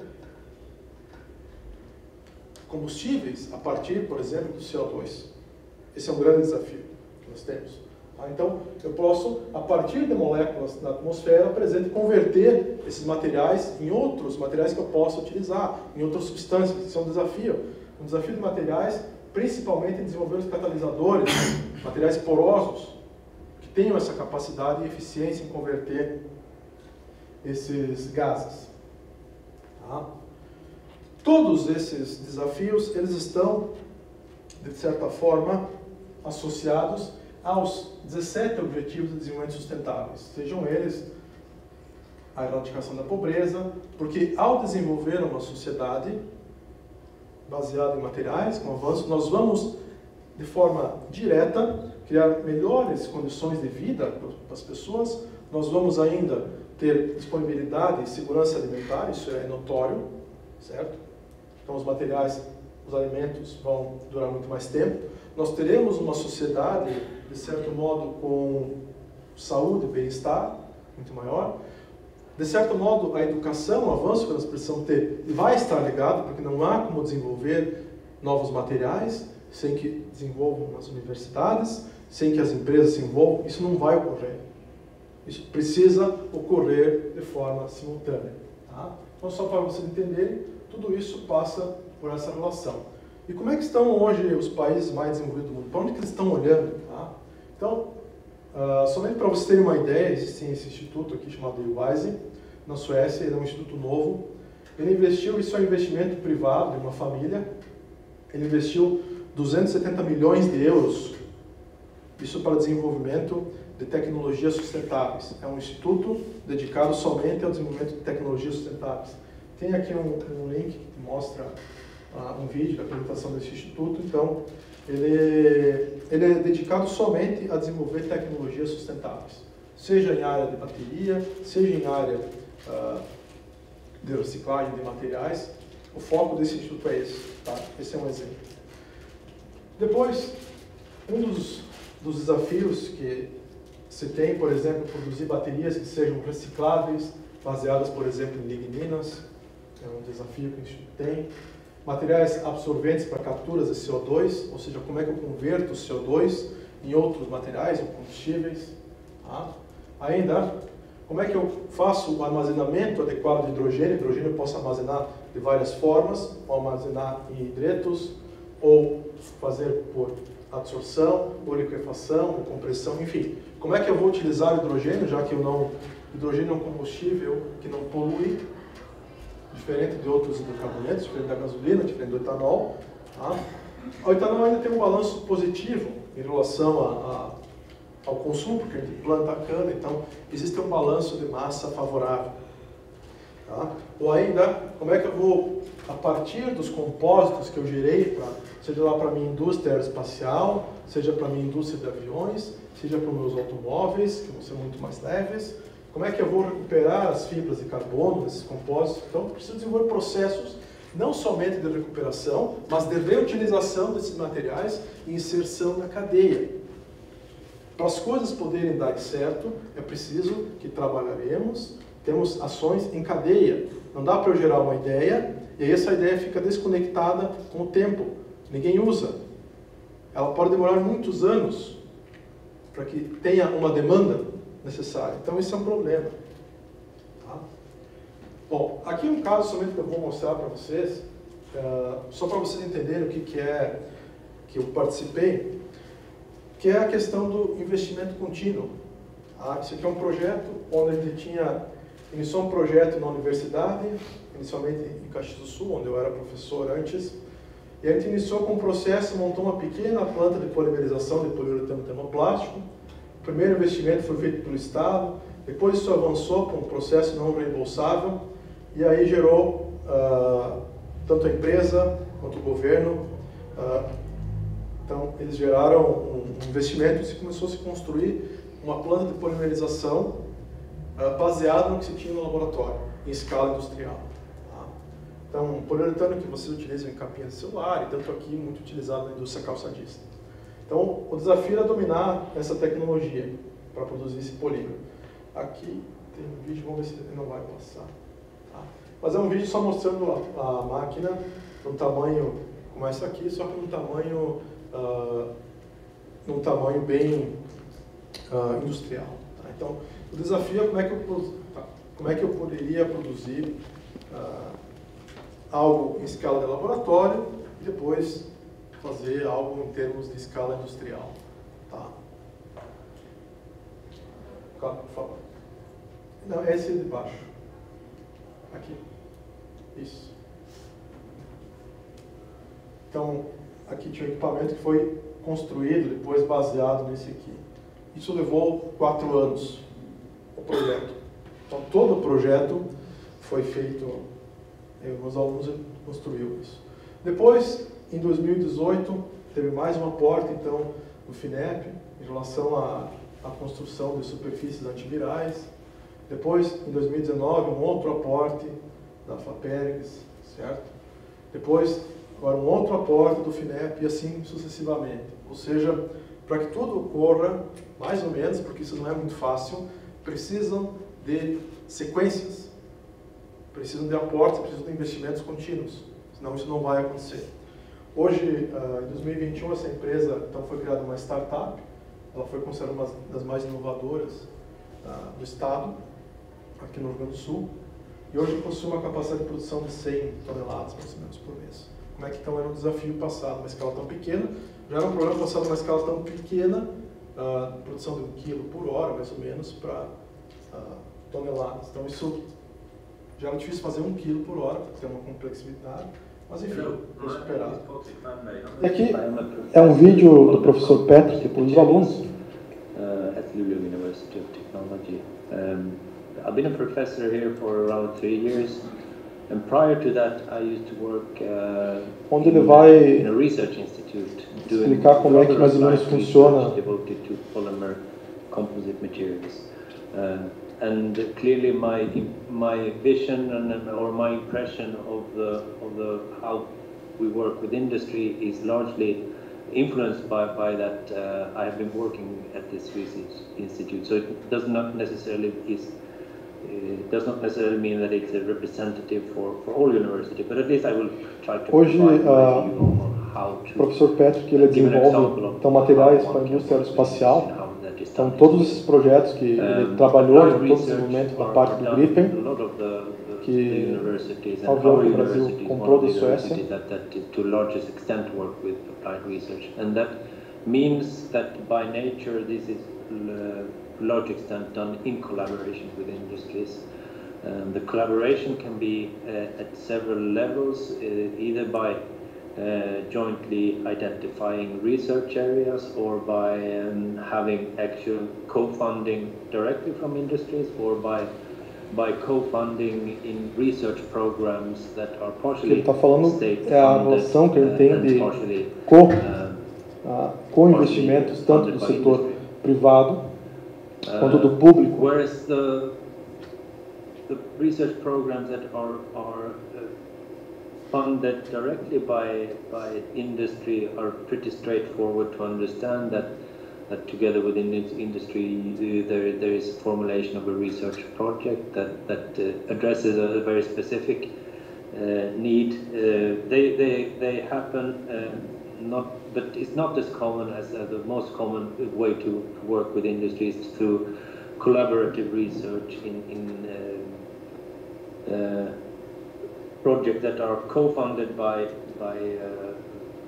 the national state funding and industry. And in Sweden we tend to call it the triple helix system, where state, the academic and universities and industry collaborate all together as a three partners. Often it's done by a research program where we collaborate with industry. Often the actual funding comes from state funding, but the actual funding of our research and a large extent of the company contribution comes from what is called in-kind research. So there's no transfer of money between the company and the university, but the company does the job in the research. Hoje, por exemplo, this is a very common model, and it's an area comum I'm working with em todo o desenvolvimento de teses dos alunos, sejam normalmente de doutorado, parte financiamento das empresas, parte financiamento do Estado, e aí funciona dessa maneira o desenvolvimento das ciências. Depois do Patrick, vão ter 3 alunos de doutorado que vão comentar mais ou menos o que é o assunto de tese que eles estão fazendo na universidade, e todos eles têm relação direta, os assuntos de tese que eles possuem, com a indústria. Então, para poder dar certo, a gente não tem como, o desenvolvimento do nosso cérebro não tem como a gente fugir disso. As pessoas precisam ter empregos melhores, as empresas precisam evoluir seus processos, ser mais eficientes para ser competitivas. Então, esse é o modelo. As an academic researcher, this is a highly valuable thing, because we can then work as independent researchers in industrial relevant topics, but also have certain freedom to address we have academic freedom to address the topics that we're working with in a rather independent way. In this collaboration, there are also ways to control how the intellectual properties that are generated, how they should be shared. But in general, in Sweden, there is this rule that the IPR that is generated by university or academic partners or researchers remain in the ownership of the actual researcher. So to be more concrete and mentioning some of the concrete research projects where we're currently doing collaboration with industry, I think a few of them are mentioned. Então, nossa universidade é uma universidade tecnológica, só. In other videos, ela é voltada, basicamente, o desenvolvimento dela para tecnologias. Depois, vai ter 3 estudantes que vão mostrar o que é o assunto de tese deles. Eu explico para vocês mais ou menos o que é o assunto de teses que eles estão desenvolvendo. In other cases, we work with materials developer formulation companies that also we help and where they have a role of providing new systems for us that we can use for studying interesting basic fundamental phenomena. We also collaborate with companies that do repair wind turbine blades, looking into how to do proper repairs on blades sections that are damaged, and are about to start a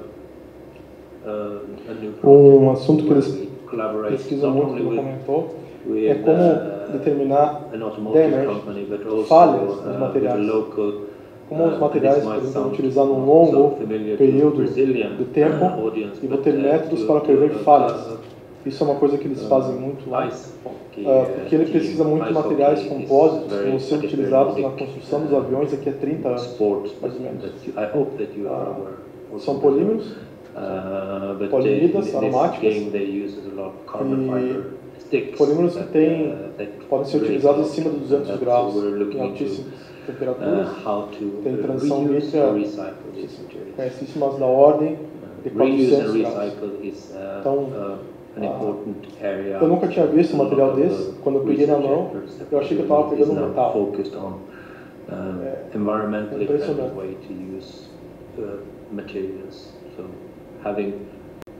Bio-origin, having sustainable materials for the use. Hoje, para você ter uma ideia, nessa universidade, praticamente todas as áreas de pesquisa, elas estão focadas no desenvolvimento de materiais sustentáveis, processos que sejam mais eficientes. Hi, my name is Valery Petrov and I'm a PhD student at Lviv University of Technology. I started 3 years ago and I've been working on high temperature polyimide composites. Então, trabalham com polímeros polímidos para alta temperatura. Used for high temperature applications, for example in aerospace. And the polyimide that we're using, the polymer, is a very expensive material, and it is developed by a company in Sweden. And the collaboration in my project with that company provides a material for us in my project to research, and our research on the material provides data for the company that they could use to develop better materials. This is because at university, in this case, we are better equipped for performing the experiments that are necessary. So PhD student at Lulu University of Technology. Ela desenvolve in this lubrificante. The industry pays for my salary to be here, and together between the university and the industry we have discussions on how to move forward with the project. The project is about lubricating oils and how to utilizar enrolamentos para reduzir, por exemplo, o desgaste. So we have a lot of discussion between professors here at the university, and we use different equipment to test this possibility.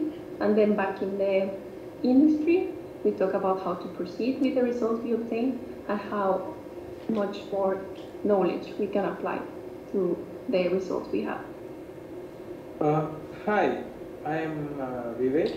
Vivek. I'm a PhD student in Polymer Composites Group. Desenvolve, ele estuda uma parte que é feita de compósito, só que, se não me engano, numa turbina de um avião tem uma parte, e aí, uma turbina tem muita fadiga, ela vibra, então ele desenvolve métodos para quantificar essas falhas do material e prever o tempo de vida. Então, tudo voltado, no caso, para a indústria aeroespacial. You know, in aero engines, especially in the low compressor region part, the composite laminates can be very potentially replacing the metallic parts. But there are some severe issues when it comes to the aero engines. The issues like the composite laminates being exposed to the long time temperature, and also it is subjected to thermal cycling, and also it exposes materiais ficarem expostos a ciclos térmicos em alta temperatura, longo tempo, eles vão ter falhas. Então, o objetivo dele é quantificar essas falhas, os modos que elas vão ter. So there are several factors affecting the life of a composite laminate. So what I'm doing here is I'm studying the damage mechanism of the composite laminate, especially when the composite laminate is subjected to stress controlled or load controlled tension fatigue loading. Not just that, in addition to this mechanical loading, I also study other factors like temperature and most important is long-term temperature and the thermal cycling in the composite laminates. So I do these experiments and I study the damage mechanism of the composite laminates, and based on the knowledge gathered from the damage mechanism, I develop a stiffness degradation model. So I study on the stiffness degradation and I develop a model to predict the stiffness degradation. So then that prediction model is incorporated in the life prediction tool. So this is what I do. And bom, eu vou passar, basicamente eu explanei para vocês em linhas gerais, mas o que tem que ficar bem claro é que todas essas ações, elas funcionam porque é um investimento contínuo. E, como no modelo na Suécia, existem agentes tanto de empresas, quanto do governo, quanto das universidades. Então, aparentemente, esse é o modelo que funciona. Tá? Então, investimento contínuo e diferentes agentes. Tá? Então, era isso que eu gostaria de tratar com vocês. Então, deixo meu agradecimento a vocês por terem suportado todo esse tempo aqui até o final e estou aberto a questionamentos.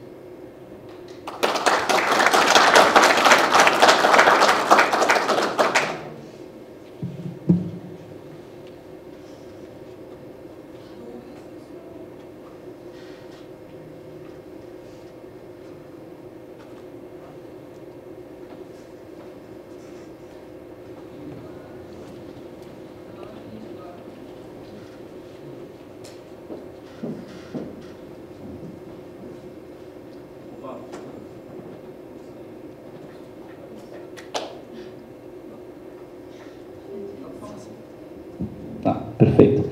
Então, Otávio, parabéns pela apresentação. A gente já conversou ali fora um pouco sobre isso, e quando a gente trata da tríplice hélice, né, tem diferentes percentuais de entrada financeira, tanto do governo quanto das empresas para esses projetos. O que tu poderia trazer, ainda forma de curiosidade, ou um valor que tu viu lá, quais são percentuais que tu entende ser adequados dessas contrapartidas, tanto de governo quanto de empresas, em um modelo europeu que poderia daqui a pouco ser traduzido aqui para o país. A gente sabe que quando tem algum tipo de contrapartida, ela é de recursos menores. É diferente da cátedra de antes, né? Aqui pensando nessa situação realmente de tríplice hélice, o que lá tu enxergou de percentuais, o quanto as empresas lá investem comparado ao governo, e o que daquilo poderia vir para cá, né? Que práticas poderia se trazer para cá, enfim. Bom, só para tratar sobre esse assunto um pouco mais, né? Lá funciona assim, quando há um projeto, é 33, 33, 33, isso quebrados. Tá? Só que, na verdade, o governo acaba entrando com mais porque as universidades são universidades públicas. Então, isso entra no pacote junto com o governo. Normalmente é 33, 33, 33. Lá. Então, você tem um projeto, por exemplo, empresas como Volvo, Scania, são todas empresas suecas. Então, essas big empresas, elas vão lá, tem um problema, assim como foi mostrado a questão da Vale, tem um problema, um desafio, parecido com a Cátedra. Então, a empresa apresenta o problema e o governo suporta parte desse desenvolvimento e a empresa, beleza, eu vou dar 33%. Funciona mais ou menos assim, isso em relação a projetos. No Brasil, ele tem também modelos assim, como ocorre no FINEP, como ocorre em outros financiamentos até mesmo do Estado. Isso não é... a questão muito... depende muito de edital para edital. Eu acho que o nosso maior problema, às vezes, não é nem a questão de se tem a contrapartida, como é que ela vai ser, como é que ela não vai ser. Eu acho que ele tem um pouco de deficiência, de cegueira em relação à continuidade. Eu acho que a Vale e outras empresas grandes é um bom exemplo de contínuo investimento e colher resultados ao longo dos anos. Por exemplo, eu participei de um projeto com uma empresa japonesa, que é uma multinacional, onde o tempo que eles esperam ter um retorno de uma pesquisa é da ordem de 8 anos, desde o início do investimento até colher. Então, é uma coisa de longo prazo. E a gente sabe muito bem que em 8 anos aqui as coisas parecem que a gente virou as costas e mudou tudo. Então, essa previsibilidade é importante, digamos assim, isso vai acontecer em um tempo razoável, 8, 10 anos, para um desenvolvimento grande, às vezes para um desafio, não é nada. Então, a gente precisa ter tempo e investir, certo? Você precisa dar suporte para ter os pesquisadores fixados, né? Eu digo pesquisador, não é o professor. O professor, às vezes, ele tem muitas atribuições na universidade e a pesquisa é uma delas. Precisa ter pessoas, pesquisadores, seja a pessoa que terminou o doutorado, seja a pessoa que está contratada somente como pesquisador, tem que ter gente. E para isso custa caro. A gente tem que entender que precisa de gente para fazer as coisas. Precisa de recurso. Então, eu acho que é algo que a gente precisa desenvolver, já evoluiu, tá? Nós não estamos parados, mas para a gente avançar mais, a gente precisa melhorar esse modelo e principalmente esquecer a associação de ciência e política. Pesquisa, quando nós temos que olhar para frente e definirmos o que a gente quer. O que a gente quer de país, o que a gente quer como sociedade, o que a gente quer viver. Isso a gente tem que ter muito claro, tem que ser pragmático com essas coisas. Aí a gente vai começar, com o passar dos anos, colher os frutos, ter empregos melhores, ter salários melhores. Isso é consequência. Isso não ocorre. A Coreia do Sul é um bom exemplo. Eles fizeram um esforço enorme no país, investiram e evoluíram a Coreia. E outros países, tem uma série de modelos. E tem que entender que muitas vezes, de cada 10 apostas que a gente faz em pesquisa, uma dá certo. É um modelo 10, 20, depende, mas em geral é da ordem de 10. Então existe um risco, não dá para... então, a gente precisa ter, obviamente, que esse desenvolvimento, ele não pode ser tratado num país como uma despesa, assim como a educação. Isso não é despesa, isso é investimento. Isso não é despesa para ninguém. Isso é investimento que nós estamos fazendo para colher frutos das nossas futuras gerações. E, principalmente, algo que eu notei, assim, vou ter que ser sincero contigo, seriedade. Como eu vi no modelo, principalmente na Suécia, seriedade. Tanto das empresas quanto de todo mundo. Todos os mundos envolvidos eram sérios. Porque se tratava, se acontecia. Então, isso é muito importante, desenvolver uma relação séria e saudável. A gente tem a receita, você tem que executar.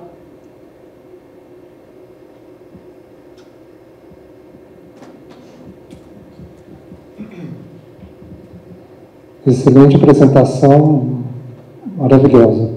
Parabéns. Com base na sua experiência que você teve recentemente, a nível de Brasil, como que nós estamos? A gente ainda vai ter um tempo que a gente ainda vai ter que ir em outros, vamos chamar de países mais desenvolvidos em termos de pesquisa? Ou você acha que a curto prazo a gente consegue ser independentes de pesquisa, vamos dizer assim, e estar no nível próximo desses outros países?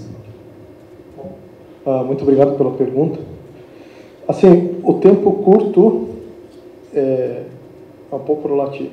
Eu acho que ele tem muitas coisas desenvolvidas que são ilhas no Brasil.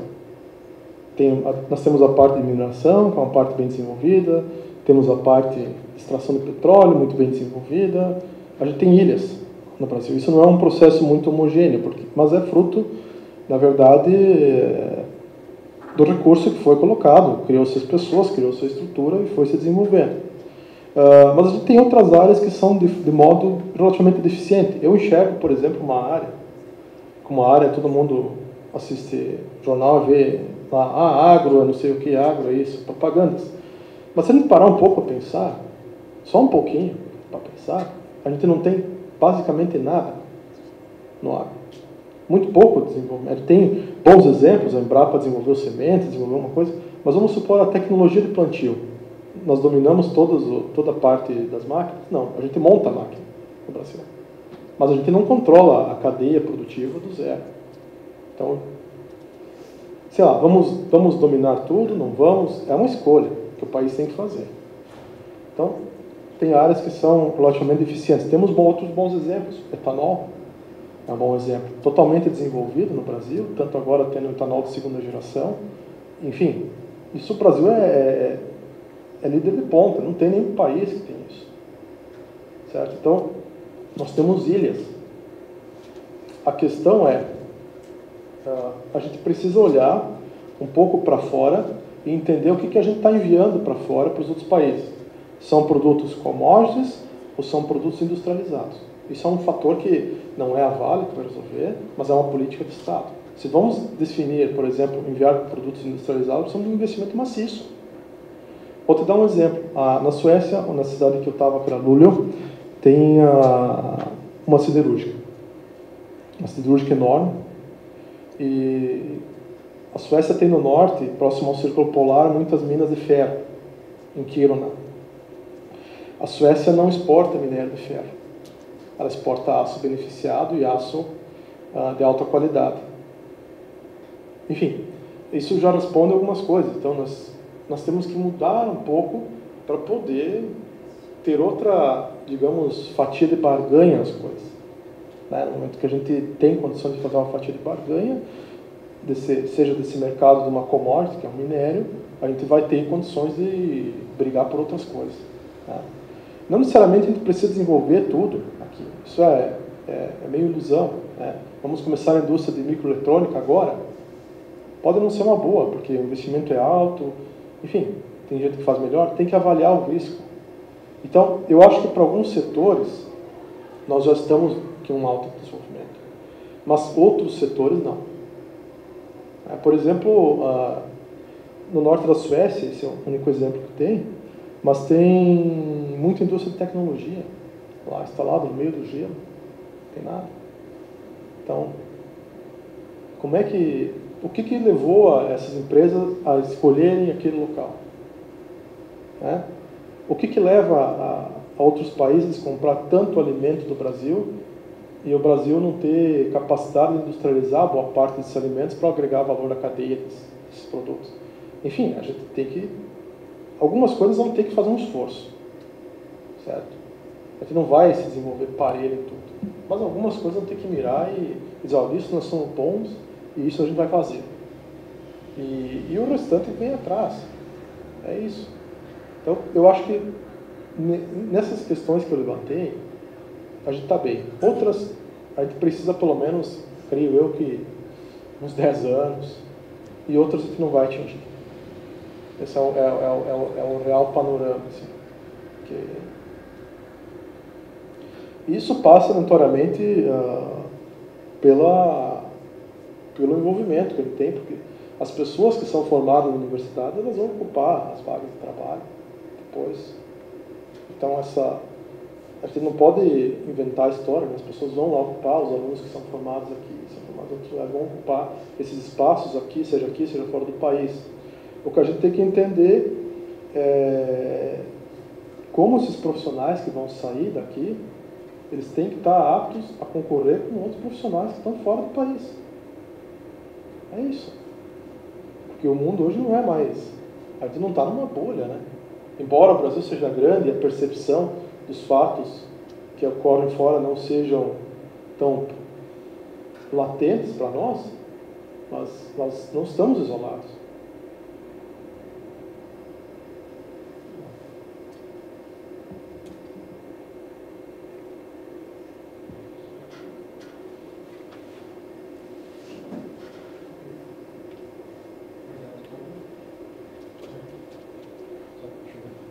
Pessoal, mais alguma pergunta?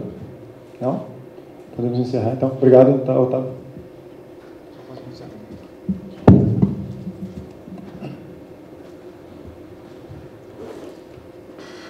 Então, boa noite, pessoal. A gente agradece a presença de todos. Desejamos uma boa noite. E aproveitamos também para lembrar que nós temos, né, inscrições no programa de pós-graduação aqui da Fevale, no programa de materiais, com editais abertos. Só relembrando aqui, nós temos também 2 bolsas, que são o CNPq para projetos de desenvolvimento com empresas da região.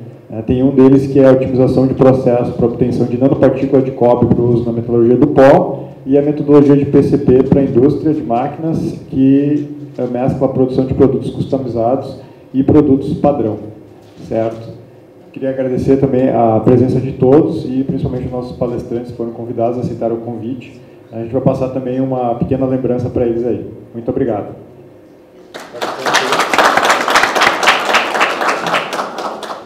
A gente vai passar também uma pequena lembrança para eles